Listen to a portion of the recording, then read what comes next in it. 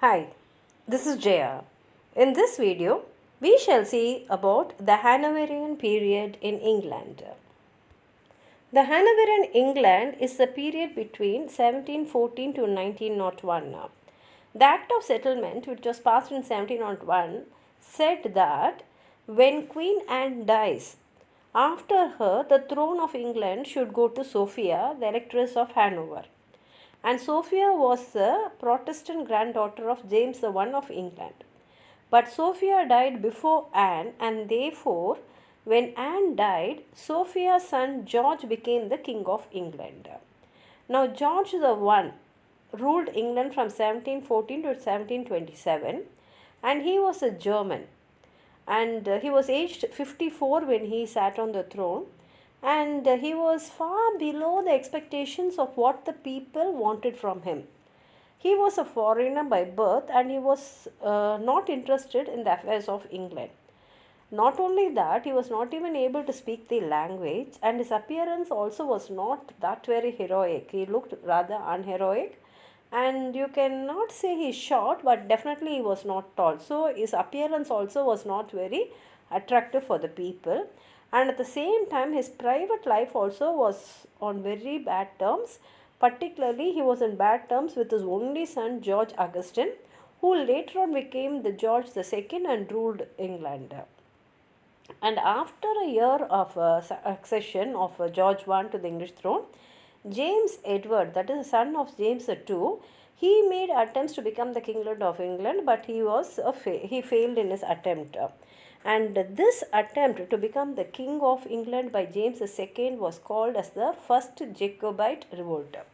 And why it was called as Jacobite Revolt is James, though it is an English name, it is derived from Latin word Jacobius, and therefore his supporters were called as Jacobites, and that is why this revolt was called as Jacobite revolt, and that was only the first revolt. After that they had many revolts.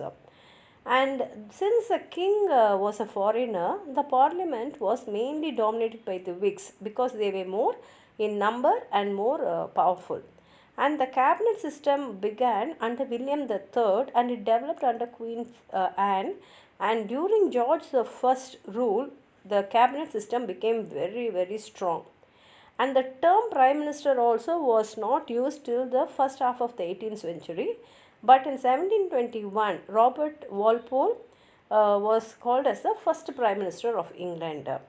And another great development of that period was that the House of Commons and not the king had the final say in the government of country. So the House of Commons became very strong and powerful, and the House of Lords slowly they lost their authority with the Commons, and they came to a place where they can only check and revise the chamber, and they were compelled to give away like whatever they wanted.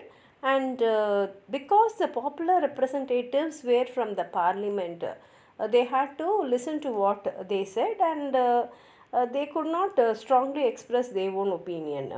Now, when George II became the ruler, he ruled from 1727 to 1760. He knew some English, and when he became the King of England, he was at the age of 40. And his reign was a period of peace, and that was mainly because of the Prime Minister Sir Robert Walpole, because he followed the policy of non-interference. But at the same time, in his time also, there was a second Jacobite revolt in 1745. Charles Edward, the young pretender, the son of the old pretender, he wanted to become the king, and he wanted to get the throne from the Hanoverian rulers. But this revolt was put down by the king's second son, the Duke of Cumberland.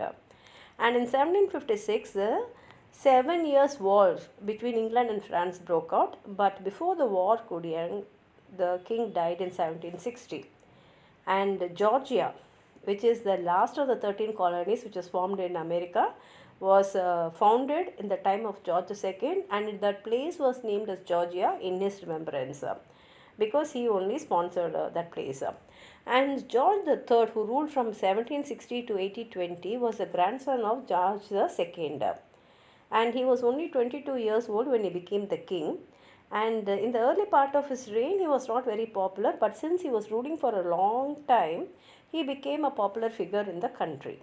And the domestic life of the first two Georges, that is George the One and George the Two, was not good. And same way, the private life of George the Fourth also was not very good. But George the Third was an upright man. He was very kind and affable, and he lived a very simple life.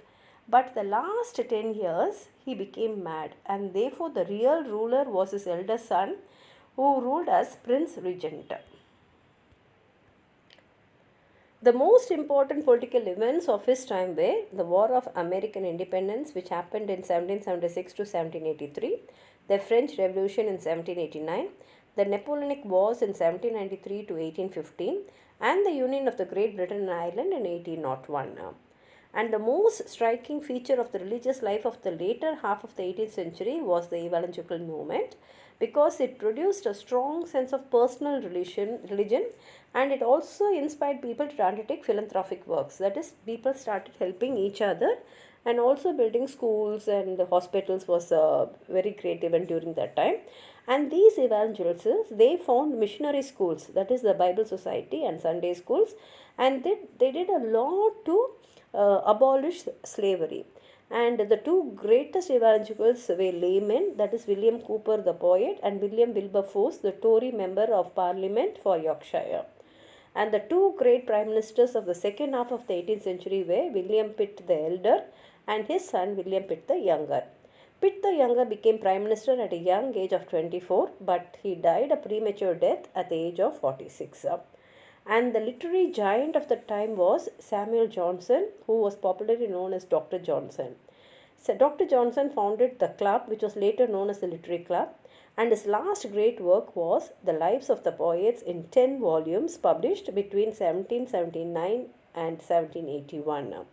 And the other great members of the club were Edmund Burke, a very famous orator, Sir Joshua Reynolds, the portrait painter, and Oliver Goldsmith. The most popular of Goldsmith's poems are The Deserted Village and The Traveller. She Stoops to Conquer was published in 1733. Even now, it is held in great place among the 18th century comedies. And The Vicar of Wakefield, which is the first novel in English, and it is even now accepted as the best classic. And towards the end of the 18th century and at the beginning of the 19th century, a new type of poetry was produced by the Romantic poets like Wordsworth, Coleridge, and Scott. And these poets wrote on ordinary subjects in the very ordinary language of the people, which made the poems beautiful with the coloring of the imagination. And this Romantic movement was completed by a younger generation of poets like Byron, Shelley, and Keats. And the great prose writers of those period was Charles Lamb, William Hazlitt, and Thomas D. Quincy. George IV, who ruled from 1820 to 1830, was the son of George III. George IV was a peevish and selfish man with few friends and little influence. He quarrelled with his wife and they got separated forever. And the landmark of his reign was the passing of the Catholic Emancipation Act of 1829, by which most of the disabilities of the Catholics were removed. And William IV, who ruled from 1830 to 1837, was the brother of George IV. William IV became the king, and he was a sailor by profession. He was a good-natured person and a well-meaning man, and during his short reign of just 7 years, he did many things, many good things. And some of the good things are the reforms of the period were the reform of the parliament. In 1832, the abolition of slavery in 1833 and the Poor Law Amendment Act of 1834. Queen Victoria, who ruled from 1837 to 1901, was the niece of William IV and granddaughter of George III. She was brought up in a frugal household, and her simplicity enabled her to understand and sympathize with the great English middle class. And she ruled England for 64 years. And it can be said that in this 64 years, the people who enjoyed the most political power were the middle class. In 1840, she married her handsome cousin Prince Albert of Belgium.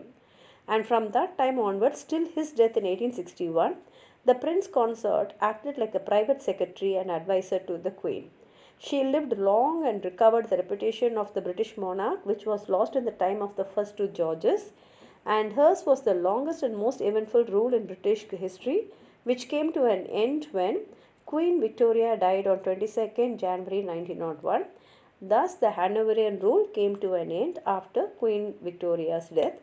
If you have anything more to add on to what I've said, please write it in the comment box. Like the video, share it with your friends, and if you have not subscribed my channel, please subscribe and support. Thank you.